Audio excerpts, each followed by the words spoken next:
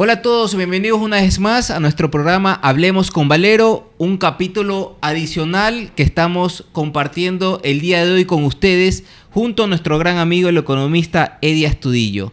Con Eddie, como ustedes conocerán, siempre tenemos un cruce de comentarios técnicos en los cuales en algunas veces compartimos y en otras veces discrepamos, pero justamente eso es lo más enriquecedor de nuestras conversaciones. Y antes de comenzar este nuevo capítulo, quiero agradecerles a nuestros auspiciantes, a Café Gardela y a Marcadores Snowman por hacer posible que llevemos a cabo este programa.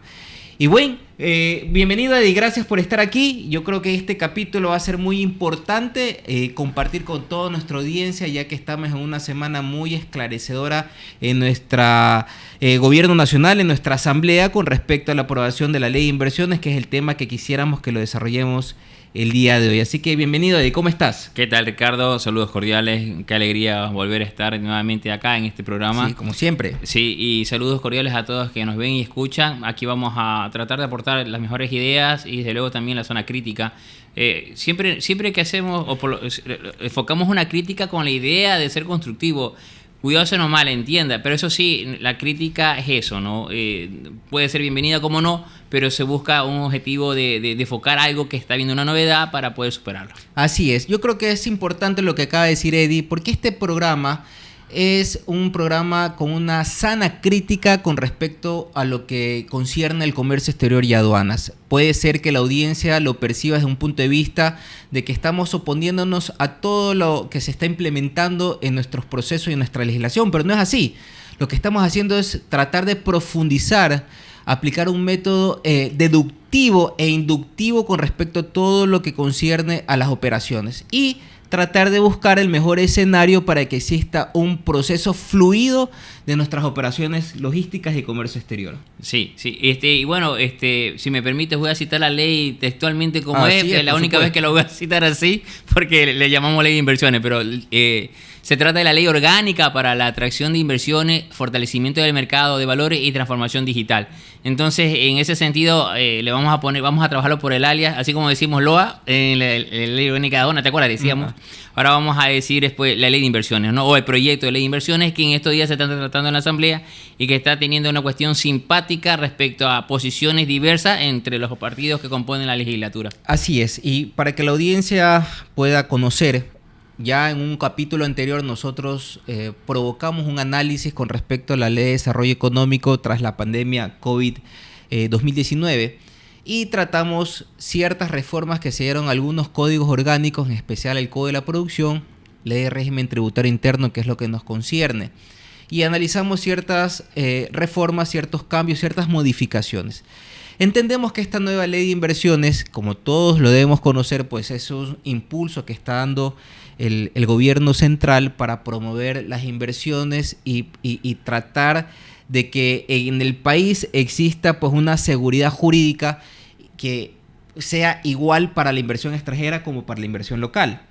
Y es importante que se sepa que no es una ley nueva que nace desde cero. Ya ha existido pues leyes, y en especial el Código de la Producción, que desde su vigencia del 2010 han parado una cierta normativa para poder atraer estas inversiones extranjeras.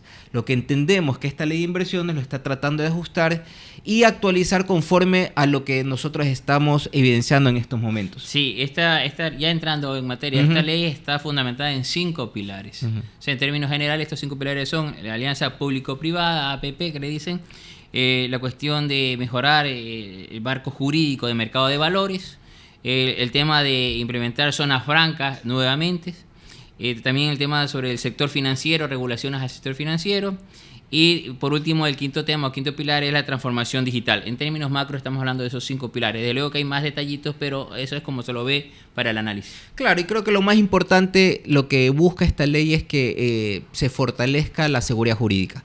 Creo que ha pasado muchas etapas de muchos gobiernos que hemos tenido aquí en el Ecuador, donde lamentablemente las reglas del juego han sido muy volátiles, han sido modificadas de un momento a otro, y grandes sociedades, grandes empresas que han venido a invertir en el país han tenido que desaparecer o han tenido que cerrar sus negocios por esta simple flexibilidad o volatilidad que se percibe dentro de lo que es la estratosfera jurídica.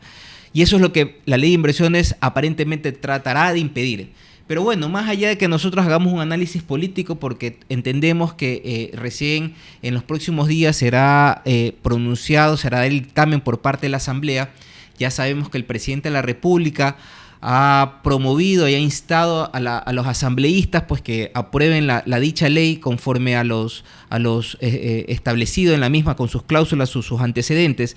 Y no sabemos qué vaya a pasar desde el punto de vista político. Pero más allá de nosotros entrar a un análisis crítico con respecto a su aprobación o no, yo creo que lo que vamos a hacer es ahondar un poco en temas principales, coyunturales, y tratar de lograr detectar si es que se llegase a aplicar la vigencia, si se llegase a aprobar la ley, si verdaderamente va a ser aplicable en la operatividad, si es que finalmente va a tener el objetivo o el resultado favorable que el país va a necesitar. Así que, si bien es cierto, como dijiste, Eddie, hay algunos pilares, hablamos de seguridad jurídica, creo que otro de los objetivos que busca el gobierno es la promoción de la competencia, desarrollo inmobiliario, solidez del sistema financiero, estabilidad inversionista, implementación de zonas francas. Eso quisiera conversar contigo, que es algo de nuestra área. La zona franca, las diferencias o similitudes entre una zona franca y una sede, que es la Zona Especial de Desarrollo Económico. La implementación o el fortalecimiento de la asociación pública y privada. La transformación digital, como bien indicabas, cómo va a afectar o cómo podría influir en los sucesos actuales de la plataforma informática que estamos experimentando a nivel de Coapase en la aduana. Y con respecto al fortalecimiento del mercado de valores, que bueno, no nos compete en este programa, pero que trataremos de ver si pincelamos algo para efectos de poder hacer un análisis crítico general. Sí, mira, te voy a pedir disculpas porque a pesar de que estamos enmarcados en no tratar temas políticos, debemos señalar de que ahorita, el día de hoy, en este momento, la ley no tiene ningún tipo de garantía que pueda salir, justamente por las posturas políticas de quienes lo están viendo, ¿no? Y una de esas posturas políticas o uno de esos comentarios que se lanzan desde esas posturas políticas del lado en contra o del lado extremista, te comento, es que dicen que lo que equivale a una alianza público-privada es a una privatización.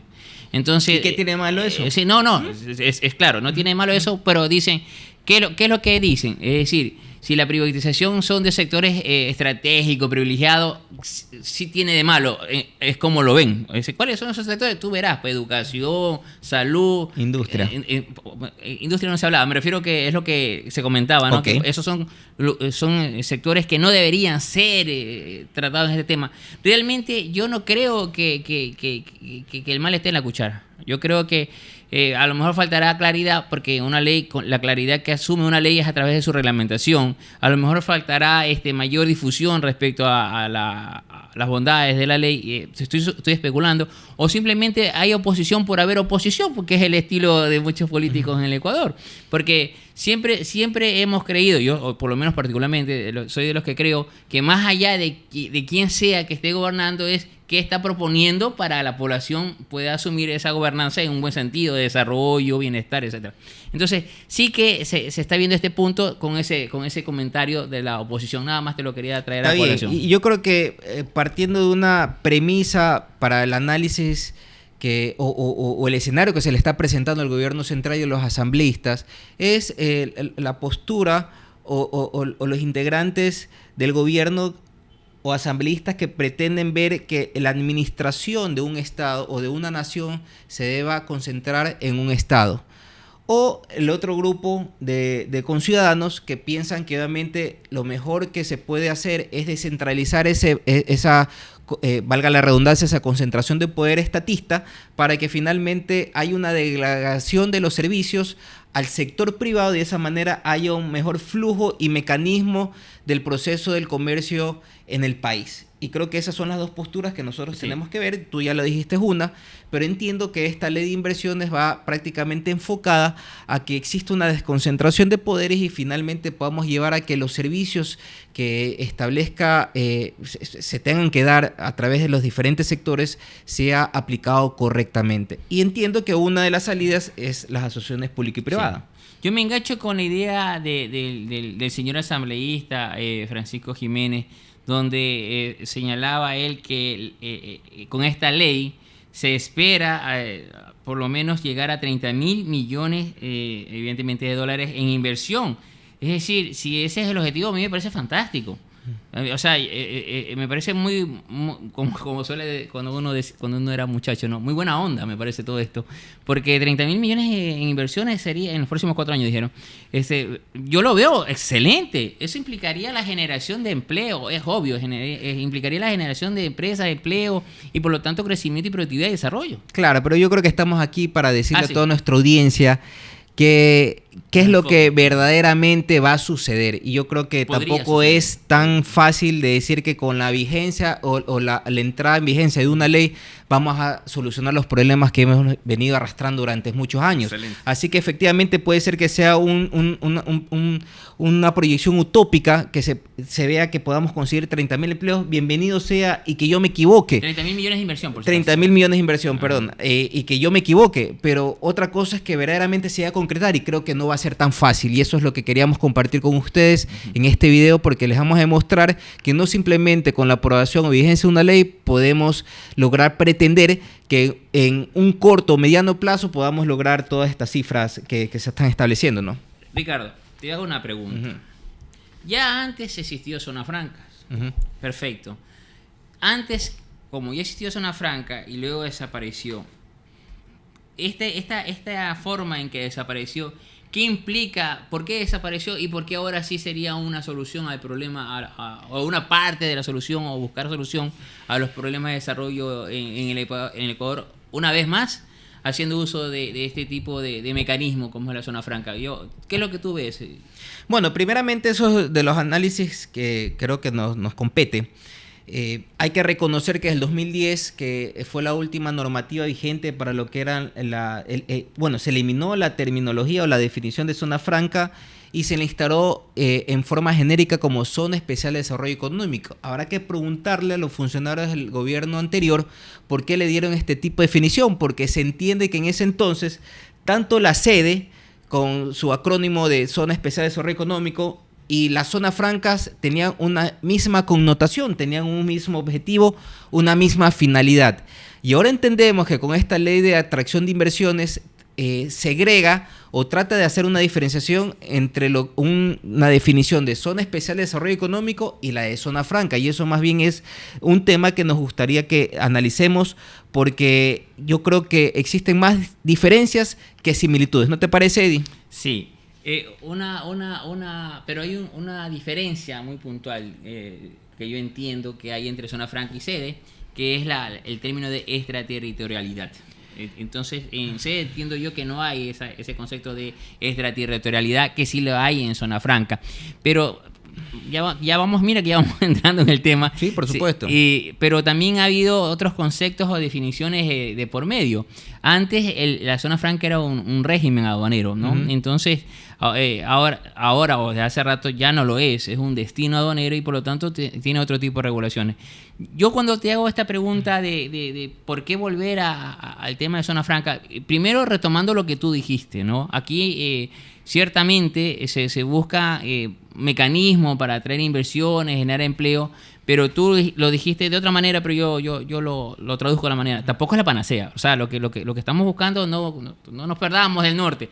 Sí va a sumar, esperemos que sume, efectivamente, pero no creamos que con esto ya se solucionan los problemas tan fuertes y gruesos que vive el país como país, me refiero. Claro, preguntémonos por qué en el anterior no funcionó lo de zona franca o la sede. ¿Por qué no funcionó? ¿Por qué no se dieron las autorizaciones necesarias?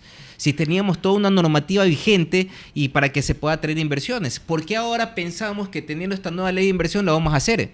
Es decir, es algo que tenemos que tener muy en claro y eso es lo que queremos tratar de transmitir. En la normativa, primeramente, que establece, en el proyecto de ley, establece dos diferencias, dos conceptualizaciones con respecto a lo que es sede y zona franca.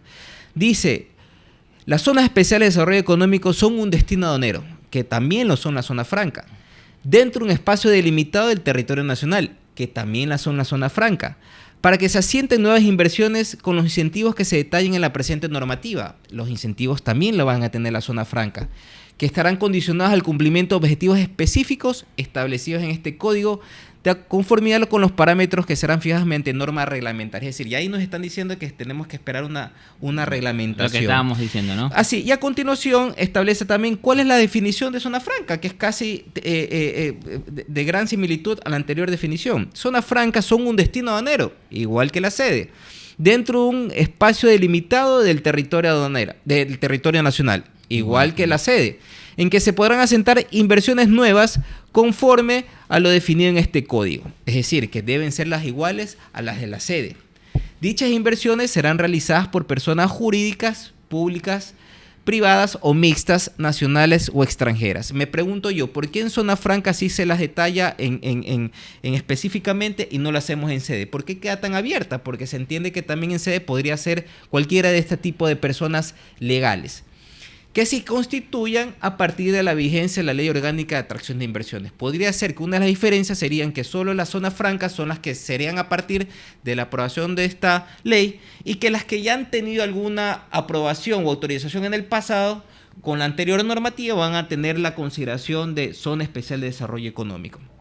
Pues bien, establece que en las zonas francas las mercancías allí ingresadas y así como los servicios prestados en ellas se consideran fuera del territorio aduanero nacional en lo que respecta a los derechos arancelarios, impuestos y recargos en donde se desarrollarán actividades de bienes y servicios con la finalidad de fomentar la competitividad y la facilitación al comercio y la integración de Ecuador en las cadenas globales de valor a través de la reexpedición, exportación o reexportación a terceros países y de conformidad con la normativa supranacional aplicable. Entonces, vamos ahí.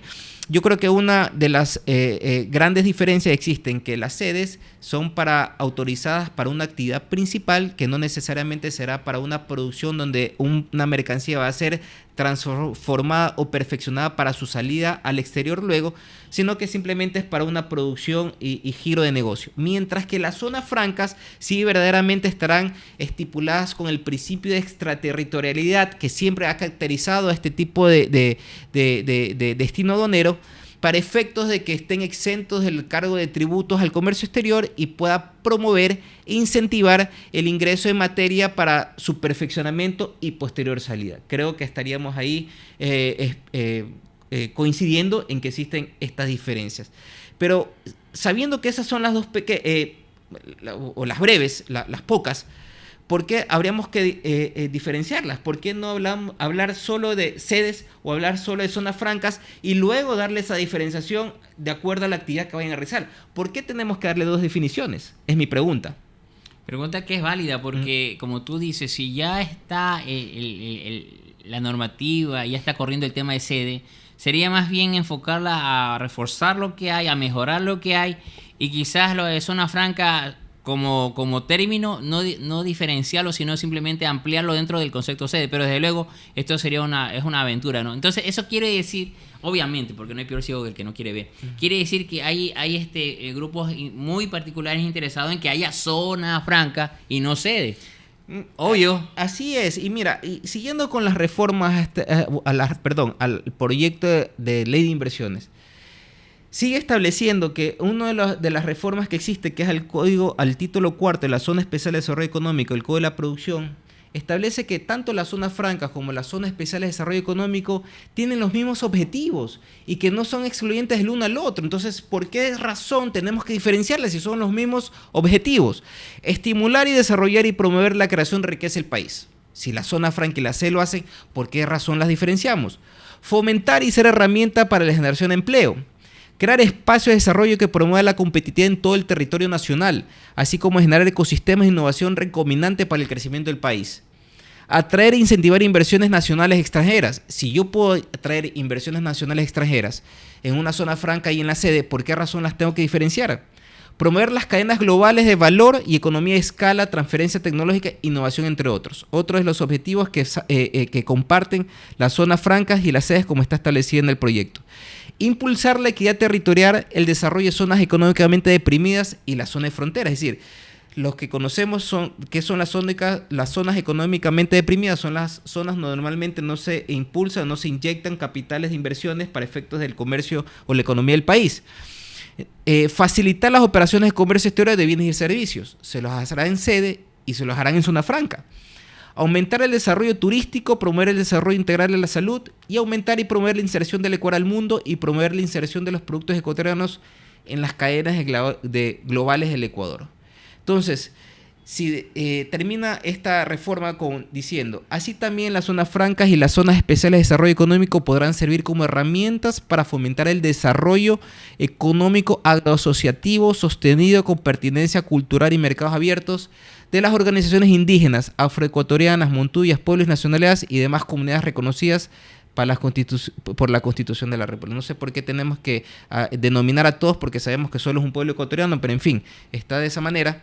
Pero esto comprueba un poco por qué razón nos damos la interrogante, por qué nos cuestionamos de que tienen que haber dos definiciones si podemos manejarla con una sola definición, que ese es nuestro punto de vista. Además, seguimos con respecto a los tipos de desarrollos económicos.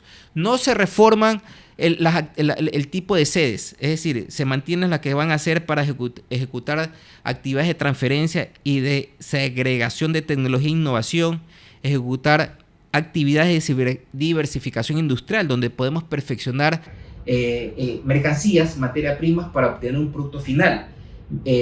La misma manera se está agregando otra reforma a la zona franca con la misma actividad. ¿Por qué tenemos que hablar de dos actividades? Hablar de desarrollo de servicios logísticos, almacenamiento de carga, consolidación, desconsolidación, clasificación, etiquetado, etc. Y de esa forma también lo hacen o complementan o añaden a las actividades que van a tener la zona franca. Pregunto nuevamente, soy reiterativo, ¿por qué tenemos que hablar de dos conceptos o dos destinos aduaneros si los dos tienen un tratamiento por igual? Si es que hay que hacer una diferenciación por el tipo de actividad, creo que se lo podría hacer de alguna manera mucho más específica, pero no hace falta de hablar de zona franca y de zona especial de desarrollo económico. Y entonces, con todo lo que tú has dicho, yo enfocaría los aspectos que fueron problemáticos cuando hubo zona franca anteriormente y que desde luego esperaría que ya no se repitan, porque sería de necios tener una zona franca con los mismos problemas que antes teníamos. Uh-huh. Entonces, te comento, te recuerdo los problemas. ¿Te acuerdas del principio de extraterritorialidad que estamos hablando en este tema? Así es. Perfecto. Que lo que caracteriza a este tipo Perfecto. de zonas. Eso implicaba que las normas laborales, aduaneras, tributarias, etcétera, no podían aplicar a zona franca. La pregunta es, ¿qué normas aplican? Claro. O sea, tampoco puede quedar... ¿A qué soberanía o jurisdicción se rige? Exactamente. Entonces, ese problema anteriormente era de que no había esa norma que diga cómo se resuelve, cómo se trata, cómo se ve esas cuestiones, que sabemos perfectamente que van enfocados a una exención, exoneración, liberación. Pero laboralmente, ¿qué implicaba? ¿No? ¿Cuál era la seguridad laboral de las personas que estaban allí? Primer punto, muy importante, creo yo. Es decir, había una inexistencia de marco jurídico claro respecto a cómo se autorregula o cómo se rige en esos lugares. Los proyectos no se alineaban a las políticas del Estado, es decir, estamos enfocando un objetivo, una política, y al final del día salía cualquier cosa como zona franca. Y es loable, a lo mejor sí, porque generaba inversión y trabajo, pero si tú marcas un camino, y dices, oye, es para desarrollo tecnológico, entonces ¿por qué el circo también quiere estar ahí? Entonces, eso también era una cuestión que se cuestionaba, ¿no? No se alineaba. Falta de control. Mira, el control, vamos a hablar serios. Donde hay tributos exentos, liberados o suspensivos, el Estado tiene el celo normal de saber qué está pasando con su tributo. Un celo normal, nada exagerado, nada de matar a nadie. Pero si van a estar exentos, suspensivos o exonerados, ¿cómo se lleva ese control si no hay control? Es decir, sí que debe haber un mecanismo de contabilidad, por decirlo de alguna manera, para saber qué está pasando. Porque al final del día no puede ser que entre 20 gatos se salen 2 y 18 desaparecieron o se hicieron perros. Entonces tenemos que saber exactamente qué está pasando. O sea, es el control simplemente contable, por último. Y luego, pues, esto nos lleva también a temas de formalidades y trámites para ingreso y salida de las mercancías en la zona franca. Pues, o sea, ese dolor de cabeza, sabemos perfectamente que hubieron zona franca, hasta hospitales de zona franca en su momento, y el dolor de cabeza, entraba la ambulancia, desde la óptica comercial, entraba la ambulancia a una zona franca, ¿qué llevas ahí? O sea, yo sé que llevas a un medio muerto, pero ¿qué más llevas? Entonces es difícil. O cuando salías con un aparato ortopédico ya implementado en tu cuerpo, tenías que justificar que salías con un aparato ortopédico, declararlo consumo. Era irrisorio. Entonces, y si está bien, si no tienes que pagar, pero ¿cómo se hace el mecanismo legal? Para que no estemos sufriendo por los tributos que no se van a pagar. Estoy de acuerdo. Si está determinado que no, está en cierto, pero ¿dónde está la ley, la regulación que permite esa viabilidad y esa facilidad, si acaso? Así es. Y yo creo que una de las características, como bien indicaba Edic, de las zonas francas, lo que lo caracteriza y su punto principal es el principio de extraterritorialidad, que hay que saberlo aplicar. Exacto. Que eso conlleva a que obviamente uno esté exonerado o libre del pago de impuestos que normalmente se generan en el momento que uno genera el ingreso o salida de mercancías de una soberanía. Entonces, partiendo de eso, insisto entre las diferencias, ¿por qué tendría que haber diferencias entre zonas francas y sedes? Porque también metamos también en la misma canasta cuál sería la diferencia entre una asociación pública y privada, o cuál sería la diferencia en firmar un contrato de inversión con el gobierno, si todos tienen los mismos beneficios.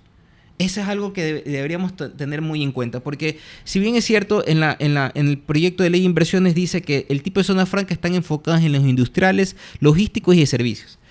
Pues bien, entonces si es que vamos a tener los mismos beneficios y tratar de buscar que en las zonas francas van a existir las definiciones de que quién será el administrador como uniempresarial o multiempresariales, que debo entender que es el administrador y el operador en su momento, se trata buscando que se busquen, se logren los objetivos que son la de crear espacios de competitividad, desarrollo turístico, facilitación al comercio, inversión extranjera y nacional, riqueza del país, fomentar generación de empleo, impulsar desarrollos de zonas deprimidas, desarrollo integral de la salud y promover cadenas globales. Todas estas son los objetivos de las zonas francas, pero que también la tienen al firmar un contrato de inversión, o también lo tendrían una asociación público y privada. Claro está que eso es más enfocado cuando sea un servicio destinado a un servicio público concesionado al sector privado. Debo entender que por ahí va enfocado. Pero no está claro que todos los beneficios aparentemente son iguales y estarían diseminados en masa, que podría ser que a través de su reglamentación podríamos tener una poca más de esclarecimiento o luces con respecto a cuáles van a ser los beneficios de cada uno. Pero como está ahora, creo que estaríamos redundando en cierta normativa que traería consecuencias en la aplicación y en la operatividad de su regulación. Claro, y por último, solo para mencionar, cuando en el anterior esquema de zona franca que existió, tú esperabas que todo lo que se generaba dentro de esa zona franca, no, si no todo, gran parte, sea destinado a la exportación. Ese es el objetivo, claro. Entonces, pero resulta que apenas el 7%, de acuerdo a una información, 7.6% fue exportado, de acuerdo a una información del Servicio de Rentas Internas del año 2005, porque evidentemente no se ha hecho más estudios, porque hace rato que no hay zona franca, pero el 7.6% destinado a la exportación es tan ínfimo que no valía la pena que exista una zona franca. Es decir, ese enfoque que esperamos y que ahora se está volviendo a tocar, que yo me engancho con tus palabras. Si la reglamentación busca superar todos estos obstáculos que han habido, enhorabuena, excelente, felicidades, logramos la fórmula del éxito. Pero si no, sería absurdo, por lo tanto, continuar y repetir la misma historia que sabemos cómo va a terminar. Claro. Y con un tema que lo vamos a dejar para la continuación del análisis de esta ley, porque vamos a revisar cómo afectaría la transformación digital con respecto al comercio exterior de aduanas. Quisiéramos dejar en consonancia a toda nuestra audiencia. ¿Quién controlará? Si bien es cierto, existe un control aduanero de la zona franca, pero ¿estará preparada con la infraestructura física y humana la administración tributaria para ir aumentando zonas de destino aduanero? ¿O estará preparada con la infraestructura tecnológica? Y la tecnológica, que es la que ahorita nos preocupa por los eventos y las inconsistencias que estamos viviendo con el Ecoapaz, que será un tema que lo trataremos en el siguiente capítulo. Así que, Bueno, les agradecemos por acompañarnos en este capítulo una vez más. Agradecerle a Eddie por compartir estos criterios muy amenos y muy nutritivos para todos nosotros, y queremos agradecerle antes de culminar a nuestros auspiciantes como siempre, a Café Gardela y a Marcadores Snowman por hacer posible que llevemos este programa y que podamos compartirlo con ustedes. Así que nos estaremos viendo en una próxima y saludos a todos. Recuerden usar mascarilla, tomar distancia y lavado de mano, no dar aunque papaya. Ya hay 100% de aforo, sí, pero no dar papaya. mantengamos, así es. Dios lo bendiga.